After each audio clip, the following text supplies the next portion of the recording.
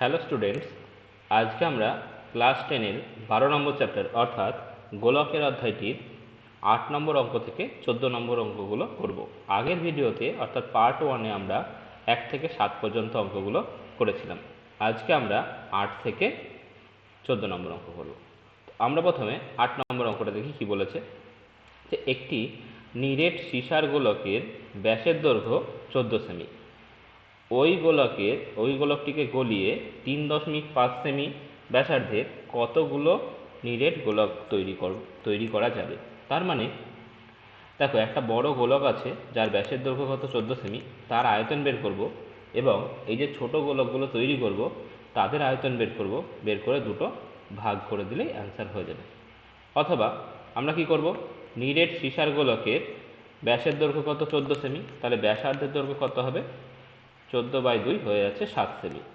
এটা বড় গোলকের। এবার যদি আমরা ছোট গোলকে যেটা তৈরি করব তাদের ব্যাসার্ধের দৈর্ঘ্য কত আছে 3.5 সেমি। তাহলে যদি আমি ধরে নিই এক্সটা ছোট গোলক তৈরি করব, তাহলে বড় গোলকের আয়তন সমান সমান এক্সটি ছোট নিরেট গোলকের আয়তন। তার মানে বড় গোলকের আয়তনের ফর্মুলা কি, 4/3 পাই r1 কিউব ইকুয়াল টু, যে এক্সটা ছোট গোলকের আয়তন কি হবে, এক্স গুণ 4/3 পাই এই r2 কিউব।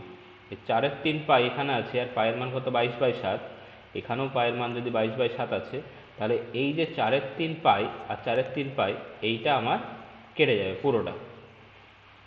তাহলে পড়ে থাকবে 7-এর কিউব অর্থাৎ 343, আর এখানে এক্স ইন্টু এটা 3.5কে আমরা 3 বার লিখলাম, বা এক্স সমান সমান কী হবে 343/3.5 গুণ 3.5 গুণ 3.5। যেহেতু এটা এদিকে গুণ আছে, আমরা কি করব, এক্সটাকে রাখবো আর এই গুণটা ওদিকে গেলে হয়ে যায় ভাগ।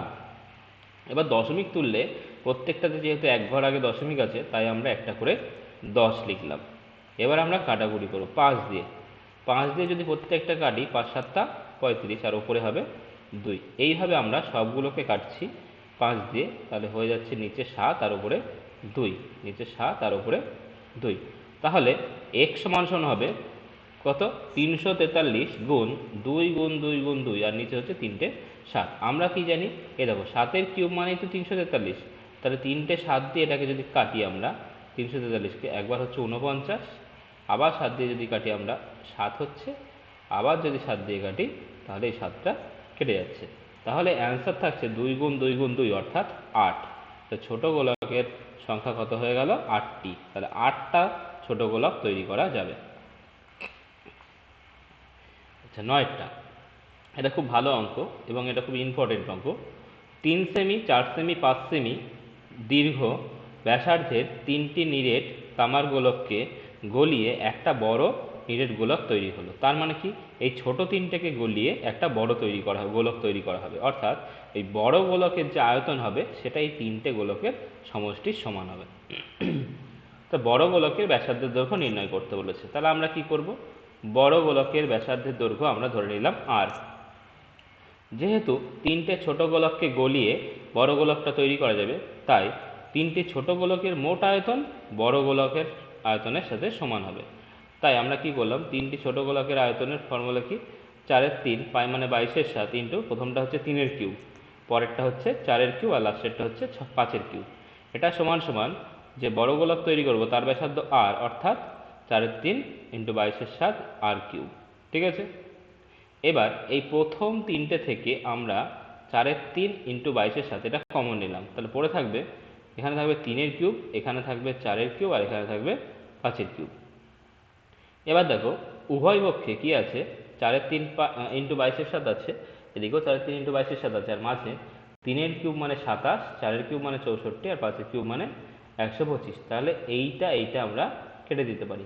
পড়ে থাকবে 27, 64, 125, আর এখানে থাকছে r-এর কিউব, তাহলে r-এর কিউব মানে হয়ে যাচ্ছে 216। এই 3টে যোগ করলে 216 মানে কতর কিউব, যেহেতু 216 মানে 6-এর কিউব, তাই r কিউব সমান সমান 6। এখান থেকে বলতে পারি r সমান সমান 6, অর্থাৎ বড় গোলকের ব্যাসার্ধ কত, 6 সেমি।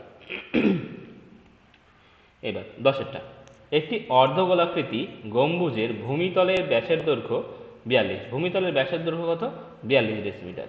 তাহলে ব্যাসার্ধ কত হবে, 42-এর অর্ধেক হবে। 42/2 সমান সমান 21 ডেসিমিটার।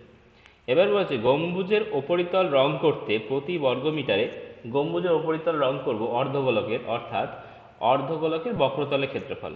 কি ফর্মুলা? 2 পাই আর স্কোয়ার। তাই দেখো 2 × 22 গুণ 21 স্কোয়ার, 21 স্কোয়ার মানে দুটো 21 গুণ করে লিখলাম। এবার আমরা এই 7 দিয়ে যদি 21কে কাটি তাহলে এটা হচ্ছে 3, এটা কত হবে? 3 × 7 = 21, তো এখানে তাহলে আমরা 3 লিখব। তাহলে এই যে 3, তারপরে থাকছে কি 2 গুণ 22 গুণ 3 গুণ 21, এগুলো সব গুণ করে হচ্ছে 2772 বর্গ ডেসিমিটার। কিন্তু আমাকে যেহেতু বলেছে প্রতি বর্গ মিটারে 35 টাকা করে খরচ হয়েছে, তাহলে বর্গ ডেসিমিটারকে আমরা বর্গ মিটারে নেব। ডেসিমিটার থেকে মিটার কত? 1 ঘর। যেহেতু বর্গ আছে তাই আমরা কি করব? 100 দিয়ে ভাগ করব। ঠিক আছে, তাহলে অ্যান্সার হয়ে যাচ্ছে 27.72 বর্গমিটার। এবার বলেছে প্রতি বর্গমিটারে কত টাকা খরচ হচ্ছে? 35 টাকা খরচ হচ্ছে। তাহলে রং করতে মোট খরচ কত হবে? এই যে 27.72 গুণ 35, এই দুটো গুণ করলে হবে 970.20, অর্থাৎ 970 টাকা 20 পয়সা। এবার 11 নম্বর অঙ্ক কি বলেছে? একটি ধাতুর পাত থেকে তৈরি দুটি ফাঁপা গোলকের ব্যাসের দৈর্ঘ্য যথাক্রমে 21 সেমি আর হচ্ছে 17.5 সেমি। তা দুটোর ব্যাসের দৈর্ঘ্য দেওয়া আছে, তাহলে লিখলাম ব্যাসের দৈর্ঘ্য কত? 21 সেমি আর 17.5 সেমি। তাহলে ব্যাসার্ধ কত হবে? ব্যাসার্ধ কি হবে? 2 দিয়ে ভাগ করতে হবে। একটা হচ্ছে 21/2 আর একটা হচ্ছে 17.5/2। আর প্রশ্নে বলেছে গোলক দুটি তৈরি করতে যে পরিমাণ ধাতু লেগেছে তাদের অনুপাত। ধাতু লেগেছে অর্থাৎ এর বক্রতলের ক্ষেত্রফল বা সমগ্রতলের ক্ষেত্রফল, যেহেতু ফাঁপা গোলক বলেছে তাই। তাহলে সমগ্রতলের ক্ষেত্রফলের আমরা অনুপাত করলেই হয়ে যাবে। দুটি গোলক তৈরি করতে যে পরিমাণ ধাতু লেগেছে তার অনুপাত কত হবে? 4πr1² = 4πr2²। 4π যদি কেটে যায় তাহলে পড়ে থাকছে শুধু r1² = r2²। 4π কাটছে, তাহলে পড়ে থাকছে কি? r2²। ঠিক আছে, তাহলে এবার এই r1² মানে কি? 21/2² আর r2² মানে কি? 17.5/2 তার স্কোয়ার। 21/2² মানে 21/2-কে দুবার লিখলাম, আর 17.5-কে 5/2-কে আমরা দুবার লিখলাম। যে দশমিক তুললে এখানে দেখো, দশমিক তুললে এখানে 20 হয়ে যাচ্ছে, এখানে দশমিক তুললে 20 হচ্ছে।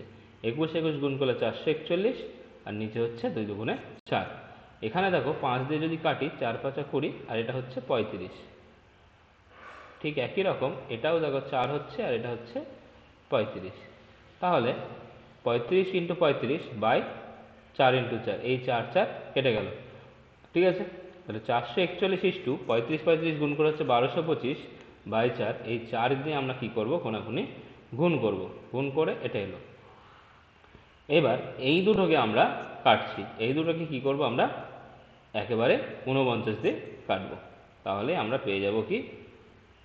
36:25, বা 7 দিয়ে দুবার কাটলেও হয়ে যাবে। যেহেতু দেখো এটা ছিল 35 গুণ 35 আর এটা হচ্ছে 21 গুণ 21, দুটোকেই তো 7 দিয়ে বিভাজ্য দুটোই, তাই আমরা দুবার 7 দিয়ে ভাগ করলেই, আমরা এই কাটাকুটিটা করলেই পেরে যাব। একটি ধাতব গোলকের উপরিতল এমনভাবে কেটে নেওয়া হলো যে নতুন বক্রতলের ক্ষেত্রফল আগের গোলকের ঠিক অর্ধেক। কেটে নেওয়া অংশের আয়তনের সঙ্গে অবশিষ্ট গোলকের আয়তনের কত? তাহলে ধরি ধাতব গোলকের ব্যাসার্ধ কত? r একক। উপরিতল কেটে নেওয়ার ফলে যে নতুন গোলক তৈরি হলো তার ব্যাসার্ধ ধরে নিলাম r1। তাহলে বলে দিয়েছে যেহেতু নতুন গোলকের বক্রতলের ক্ষেত্রফল আগের গোলকের ঠিক অর্ধেক, তাই আমরা কি করব? 4πr1² সমান সমান কি হবে? 4πr²/2। এখান থেকে এই 4π যদি কেটে যায় তাহলে পড়ে থাকছে এই দুইটা, এখানে কোনাকুনি গুণ হবে, 2r1² সমান সমান r²। এখান থেকে উভয় পক্ষে বর্গমূল করলে হচ্ছে r1√2 = r। এবার কেটে নেওয়া অংশের আয়তন মানে পুরো আগের গোলক থেকে আমরা যে এটা কেটে নিয়েছি, মানে কেটে নেওয়ার পরে যে গোলকটা পড়ে আছে সেইটা বিয়োগ করলে আমরা কেটে নেওয়া অংশের আয়তন পাবো। তাহলে প্রথমে ছিল কত? 4/3πr³, আর আমরা এখন যেটা পড়ে আছে তার আয়তন কত? 4/3πr1³। এই দুটো বিয়োগ করব। তো এটাই হলো আমাদের কেটে নেওয়া অংশের আয়তন। আর অবশিষ্ট অংশের আয়তন মানে এখন কি কতটা পড়ে আছে এখনকার ব্যাসার্ধ জানি আমরা R1, তাই এখন কতটা অবশিষ্ট অংশের আয়তন কত হবে? 4/3 পাই R1 কিউব ঘন একক। এবার কেটে নেওয়া অংশের সাথে অবশিষ্ট অংশের আয়তনের অনুপাত। কেটে নেওয়া অংশটা কোনটা বেরিয়েছিল? এই যে আগে বেরিয়েছে এইটা, এটা লিখবো আগে, এটা ইস্টু অবশিষ্ট অংশ কোনটা? এইটা, তো এটা ইস্টু এটা। দেখো দুদিকেই 4/3 পাই, এদিকেও 4/3 পাই, কেটে গেল। তাহলে R cube minus R1 cube is to R1 cube. এবার আর মানে কি? আর মানে কি জানি আমরা? এই দেখো পেয়েছি R1 ইন্টু √2, এখানে আমরা বসিয়ে দিচ্ছি R1 ইন্টু √2 তার কিউব। তাহলে বেরোচ্ছে কত? এই √2 কিউব করলে হয় 2√2 আর R1 cube minus R1 cube is to আবার R1 কিউব। এই দুটো থেকে আমরা R1 কিউব কমন নিয়ে নিচ্ছি, এই দুটো থেকে আমরা R1 কিউব কমন নিচ্ছি। R1 কিউব কমন গেল, তাহলে প্যাকেটে পড়ে থাকবে 2√2 মাইনাস 1 আর এদিকেও থাকছে R1 cube. R1 cube R1 cube কেটে গেল, তাহলে কি পড়ে থাকবে? 2√2 মাইনাস 1 ইস্টু 1। এটাই আমাদের অ্যান্সার। 13 নম্বর অঙ্ক। 14 সেমি দীর্ঘ একটি ব্যাসার্ধ বিশিষ্ট একটি ভূগোলকের অক্ষটির বক্রতলে 0.7 সেমি দৈর্ঘ্যের ব্যাসার্ধ বিশিষ্ট দুটি বৃত্তাকার ছিদ্র করা হয়েছে। ভূগোলকটির গোলাকার অংশে ধাতব পাতের ক্ষেত্রফল, তার মানে পুরো ভূগোলকের ক্ষেত্রফল থেকে, বক্রতলের ক্ষেত্রফল থেকে আমরা এই দুটো যে ছিদ্র আছে সেই ছিদ্রের ক্ষেত্রফলটা বিয়োগ করলে অ্যান্সার পেয়ে যাব। তাহলে ভূগোলকের ব্যাসার্ধ কত? ব্যাসার্ধ দৈর্ঘ্য হচ্ছে 14 সেমি। তাহলে আর ছিদ্রটার ব্যাসার্ধ কত? ধরে নিলাম ভূগোলকটা বড় হাতের আর ছিদ্রটার কত রয়েছে? ছোট হাতের আর। তাহলে ভূগোলকের বক্রতলের ক্ষেত্রফল 4 পাই আর স্কয়ার, এখানে আরটা বড় হাতের আর হবে, 4 পাই আর স্কয়ার হয়েছে, 4 পাই আর স্কয়ার। তাহলে 4 ইন্টু 22/7 ইন্টু আর মানে কত? 14, তাই লিখলাম 14 স্কয়ার। 14 স্কয়ার মানে 14 গুণ 14, 7 দিয়ে 14কে কাটলাম, 2 হলো। তাহলে যেটা পড়ে থাকলো 4, 22, 2 আর 14, এগুলো সব গুণ করে অ্যান্সার আসছে 2464। এবার দুটো ছিদ্র, যেহেতু ছিদ্রগুলো কি প্রত্যেকটা ছিদ্র হচ্ছে বৃত্তাকার, তাই দুটো ছিদ্রের ক্ষেত্রফল কি হবে? 2 ইন্টু পাই আর স্কয়ার। 2 ইন্টু পাই মানে কত? 22/7 ইন্টু আর স্কয়ার মানে কি 0.7 এর স্কয়ার, তাই 0.7 ইন্টু 0.7। এখান থেকে পাচ্ছি দশমিক তুললে নিচে দুটো 10, এই 7 7 কেটে যাচ্ছে, পড়ে থাকছে 22 আর 2, 22 দুগুণে 44, 44কে 7 দিয়ে গুণ করলে হচ্ছে 308। তাকে কি করব? 100, 10 10-এ 100 দিয়ে ভাগ করলে হয়ে যায় 3.08। তাহলে এবার কি হবে? ভূগোলকটির গোলাকার অংশের ধাতব পাতের ক্ষেত্রফল মানে সমগ্র ভূগোলকের ক্ষেত্রফল থেকে এই বৃত্ত দুটোর ছিদ্র দুটোর ক্ষেত্রফল আমরা বিয়োগ করব। তাই আমরা কি করছি? এই দুটো বিয়োগ করছি। এই বিয়োগ ফলের অ্যান্সারটা হলো এটা, এটাই আমাদের অ্যান্সার। 14 অঙ্কটা। 8 সেমি দৈর্ঘ্যের ব্যাসার্ধের একটি নিরেট গোলককে গলিয়ে 1 সেমি দৈর্ঘ্যের ব্যাসার্ধের কটা নিরেট গোলক তৈরি করা যাবে? আমরা আবার ধরে নেব যে এক্সটি তৈরি করা যাবে, ঠিক আছে? এবার 8 সেমি ব্যাসার্ধের একটি নিরেট গোলকের আয়তন আর 1 সেমি ব্যাসার্ধের এক্সটি গোলকের আয়তনের সমান হবে। তার মানে কি 4/3 পাই 8 কিউব সমান সমান এক্স গুণ 4/3 পাই ইন্টু 1 কিউব। এইখান থেকে 4/3 পাই 4/3 পাই কেটে গেল, ঠিক আছে? 4/3 পাই 4/3 পাই কেটে গেল, পড়ে থাকছে এই দেখো, এখানে দেখো 1 কিউব মানে 1 হয়, তাহলে এদিকে থাকছে শুধু এক্স আর এখানে থাকছে 8 কিউব, তাহলে এক্স সমান সমান হচ্ছে 8 কিউব। 8 কিউব মানে 3টে 8 গুণ হয়ে যাচ্ছে 512। তাহলে 1 সেমি ব্যাসের 512টি নিরেট গোলক তৈরি করা যাবে, ঠিক আছে? আমরা নেক্সট ভিডিওতে শর্ট কোশ্চেনগুলো আমরা করব।